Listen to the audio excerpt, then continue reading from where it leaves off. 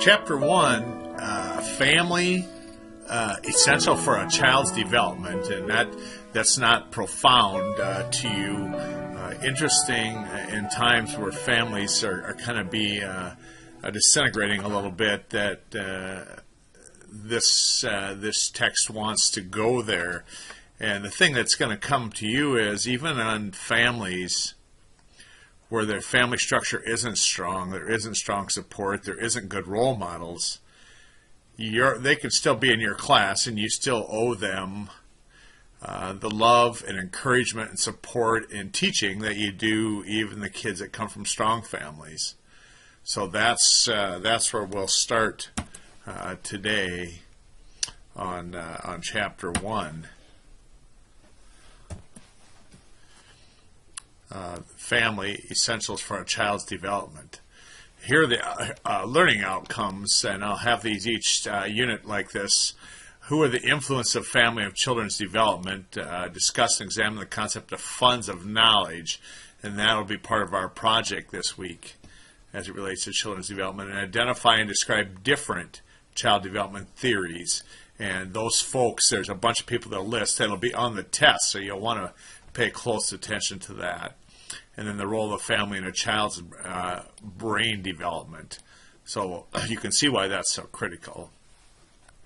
And let me, if you would, first start in the textbook here.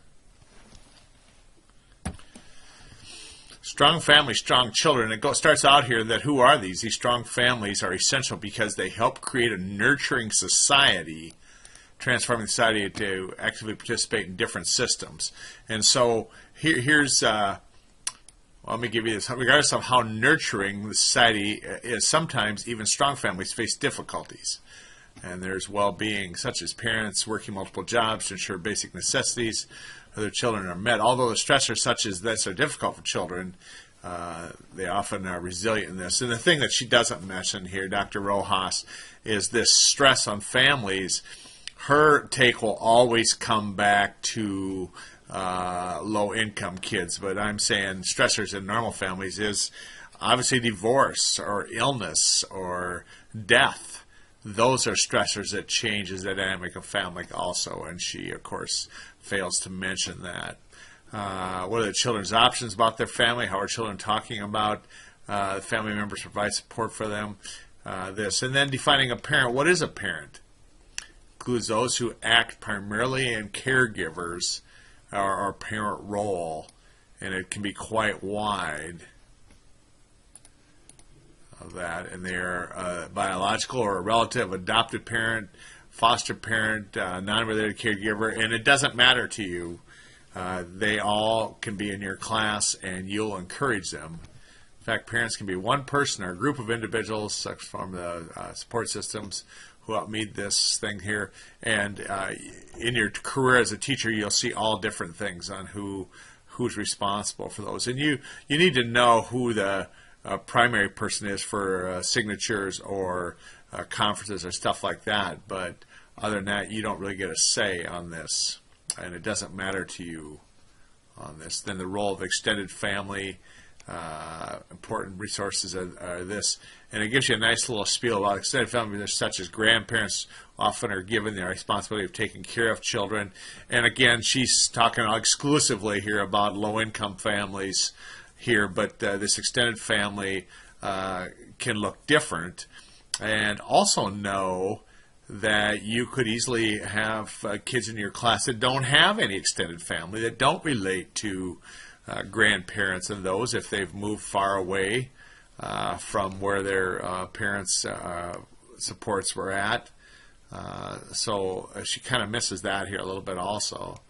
Is one that promotes a collaboration between the school and families, and that would be what I would be my takeaway there is who do you go to? Who do you work with for this particular child that's in your care? Ensuring that small class size of individual attention, actively involve parents and caregivers in children's development of education. Teachers must work together with parents in taking responsibility for children's linguistic, social, emotional, physical, cognitive, and cultural development. That's a little overboard here, but you've got to know who that go-to person is, and it can be a grandparent or other. Where it gets a little bit sticky is at times, I can remember one time at an IEP meeting, and it was a mom's boyfriend, and later on they created all kinds of problems for me. So here, this will be our number one, is you'll give me a sentence or two for each of those and their role in your responsibilities. Funds of knowledge. Let's go back here to funds of knowledge. And again, you will, if you will, funds of knowledge are the way you were brought up. Caretaking of other children are tremendous tasks. Teachers must have the desire to teach children who come from a variety of cultural and linguistic backgrounds, as well as children who are not developing typically and would be somebody with some kind of a disability. Often teachers are told they need to be aware of those differences in language and culture in children. Teach, but merely be aware of the cultural differences is not sufficient. Awareness implies a knowledge, but no action. Working with these children, teachers must know about their families, including their practices. Explanation of this is this: we must remember that parents are a child's first teacher, and the learning and teaching that occur in the home are great assets to children in school, as long as teachers value the child's funds of knowledge. Therefore, when teachers value parents' funds of knowledge, they encourage parents to involvement. And you'll find other ways. This is her. This is actually a picture of her and her family, Dr. Rojas, who's in charge of this. And then she tries to give you these images of what families look like. And you'll figure that out on your own. Let's look at examples. I've seen a knowledge in action of different settings. For example, eating at a local restaurant, a father was observing his son who has Down syndrome to figure out the amount of the tip to leave for the server. Teaches young man an important role, social skill in fostering his independence. Many parents would send preschool children to school dressed in their Sunday best.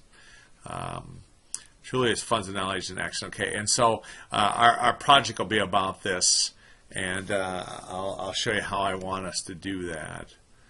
She goes on here to talk about her own family and their funds of knowledge. And again, it goes to, she's from Mexico, and her dad was an activist for unions, and she believes that's what hers is, and that encourages you to do that. Another example of funds of knowledge is the African American family. They showed the family wanted to teach their children about Black pride, and you can kind of see her take on this. And yours and mine will be different, and I'm not sure she would agree with that, about different African American historical figures and stuff. Learn from their culture. Example of funds of knowledge vary from cultures as well as between individual families. Indicated earlier, funds of knowledge can be observed in different situations. Schools and child care centers play with including language values in this. So we'll look at that later. Let me take you back over here. You don't have to do this except here. This will be our number 2, is examples of funds of knowledge that you would recall, or you can use hers. Dr. Rojas is here, but you know, children learn things at home, and so they come and they're already doing this, and it comes to you. Let's go back to the textbook. Child development theories, and again, I'm going to hit some of these here. This family ecological system, and if I'm going to just go ahead and take this out and have you put it in your notes, and because there's going to be, the test goes over this quite exclusively, and I'm not quite sure, I'm going to actually give you both of these, and so here's the first thing I'm going to do. going to clip this and ask you to put both of these things in your notes.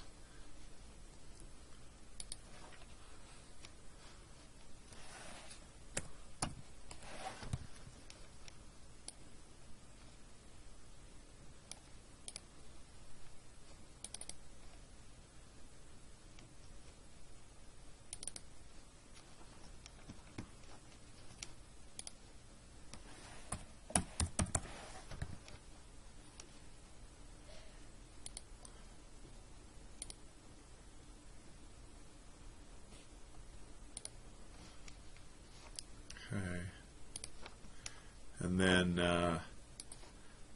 this here also, just a little description of it. Make sure you bring this in also and put both of these in your notes, because you'll want them. You'll thank me later.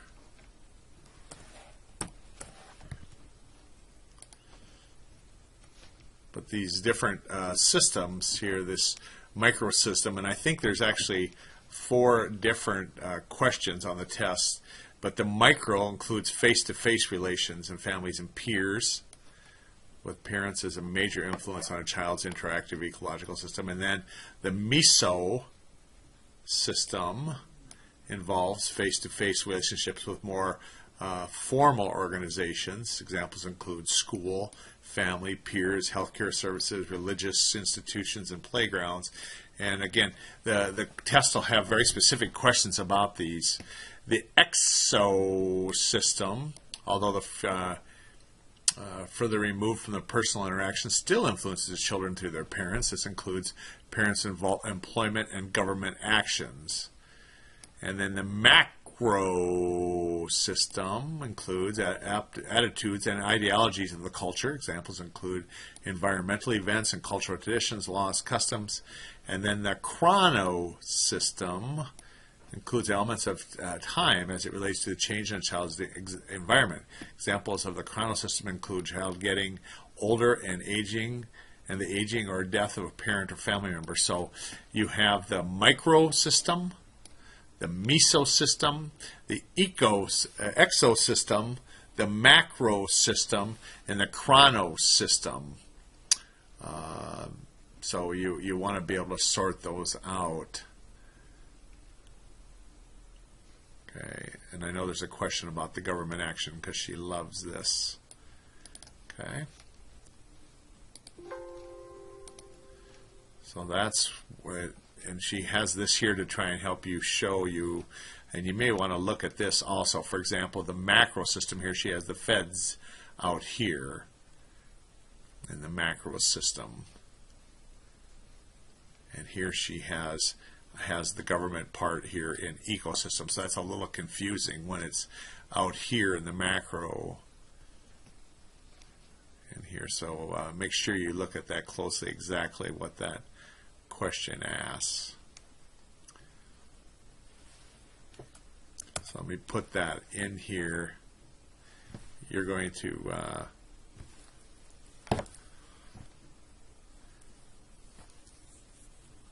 put that right here. This will be our number 3. You'll insert both of those clips in here. 1.1 and 1.2 goes right here before Bronfenbrenner. Okay. Children's early years is significant in many ways. It requires the support of different systems. Stated by Bronfenbrenner. Support systems have a tremendous responsibility to meet the needs not only of the child, but the family as well. For example, these are families who are living with high levels of stress due to violence, homelessness, and chemical dependency. And again, I'm all good with this. I'm just saying Dr. Rojas will go through our entire textbook here leaning that way. And I'm saying in your world, this will be smaller. And this, I think, is because this was her background. So that is her assumption that the schools are like this, who also have high stress due to different circumstances such as child disability. And that's a huge one. Just know that if there's a parent, if there's a family where the child has a disability, that's a huge stressor on a family. parent who works 2 jobs, parents that are having demanding jobs, families who are not authorized to live in the U.S., and families whose first language is not English. And so she includes illegal citizens here also, and that would be a stressor. For children from culturally and linguistic diverse families, some of the systems that may not work so successfully. The query is that culturally linguistic diverse children in the mesio system and exo system often do not value their culture, and their funds of knowledge are considered deficits. So she goes through all that. Okay, so that is Bronfenbrenner's theories, this ecosystem. And then these attachment theories, and this will be number 4, is you'll talk about what contributions each of these 3 people do with attachment theory. Here, this is this guy here. I got in trouble with this image on the last edition of this textbook, and I'm not going to tell you why, but I got a call. I got summons to the academic vice president's office, and so I'm not going to say anything about that. This is very interesting, and I love this when my kids are little, this eye contact between a father and the child. And I'm here to tell you, if you don't have kids of your own, you'll know there is something bonding about that gazing into each other's eyes. And I can remember they would just study my face, and I would study their faces. So here's the attachment theory. Ecological systems should be nurturing environments where children have opportunities to develop socially and emotionally.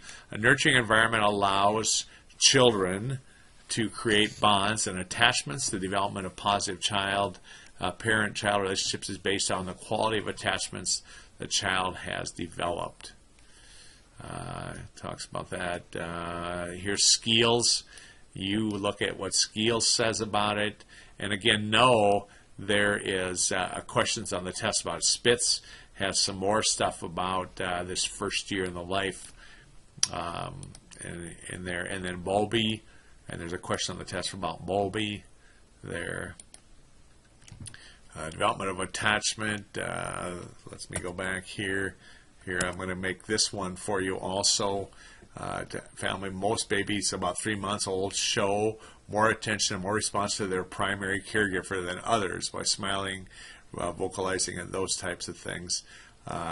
Bowlby down here also emphasized the greatest effect of personality development is during the child's early years. He has some stuff here too that you want to pay attention to. 9 months, most children try to follow primary givers when they leave the room, greet them and return, crawl near them.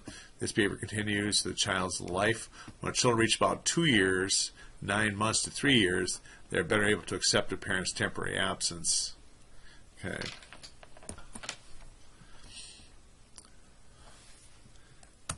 So we're going to make this here number 5, and it kind of goes with Bowlby. You can hook these two together. Then it's maternal or human attachment.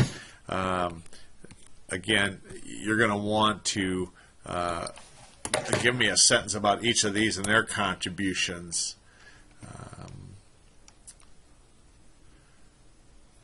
Question: the term maternal deprivation was too restricted to cover a wide range of abuse, and this suggests maternal deprivation is too limited a concept.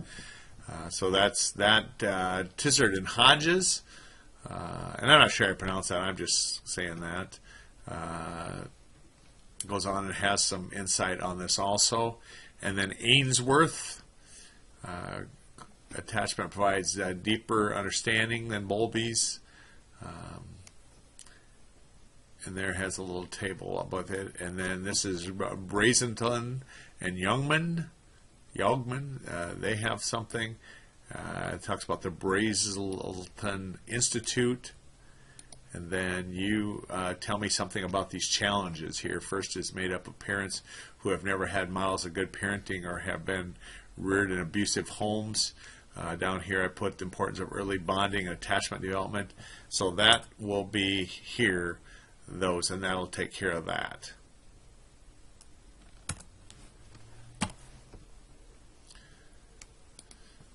So this is on brain development, families influencing brain development. Again, you think of all the different family structures and their role it plays. And this is relatively new studies. Look at here, Peterson came up with this in 2012 here.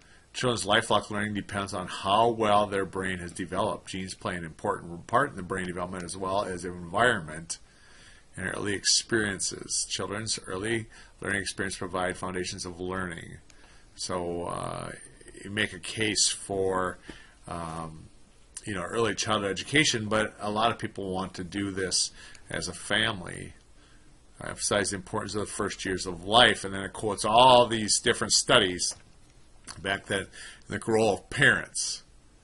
And again, as a teacher, you don't get to influence this early stuff. This will help you give an understanding, but because the child isn't as successful in school as you'd like them to be, doesn't mean you have anything to do with that as far as this early learning. Brain research, different technologies such as ultrasound or study fetal brain development, neural functioning, and this functional MRI provides information about changes. Another non-invasive way of studying the activity of the brain can be through the neuropsychological tools such as an electropholograms, magnetic encephalography, EME there, and I think that one's on the test too. I think that's why I put that. Then a PET scan, again, can help look at brain activity early on.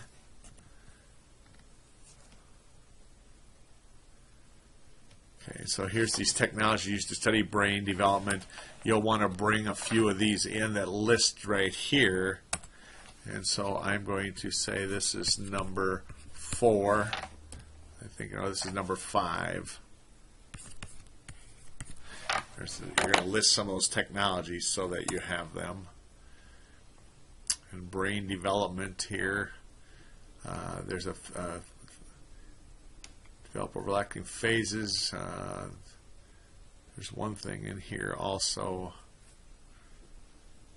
The brain proceeds exhilarating rate. The number of neurons peaks before birth. A newborn's brain is only about 1/4 the size of adults. It grows 80% the size of adult size by 3 years of age and 90 by 5. And I think this is the part that on the test, there's a question on the test about how big it is, those types of things. You change the neurons, thus each brain cell is tiny, sapling, and grows from there. And then this is about the genes and environment and early interactions in brain development. And I'm going to say this is number 6. And you're going to make one sentence talking about these things here. And let me just talk a little bit more about it. Here's the early interactions. And this is really interesting here. Children with infancy and extremely important is they estimate the number of synapses reaches adult age level by age 2. Isn't that interesting? And by 3, a child's brain is 2.5 times more active than that of an adult. I think they have the energy to do that. By age 3, 2.5 more times more active than an adult. It's estimated by age 3 the child's brain has a quadrillion synapses, and the number holds steady in the first decade.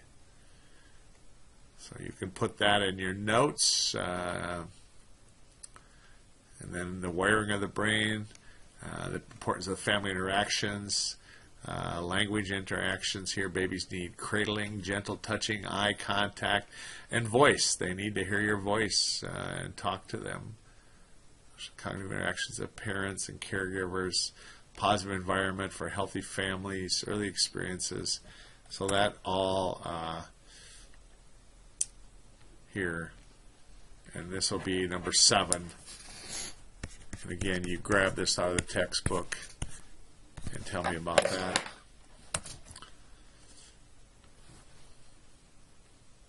All right.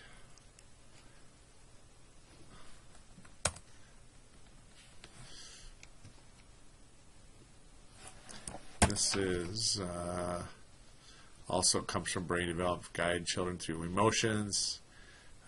The 6 levels of developing emotional, intellectual health. And I think that was down here. Right here. Starts here. So that's that'll be our number 8. Is those 6 levels of emotional health. And you just need something quick with that. Okay.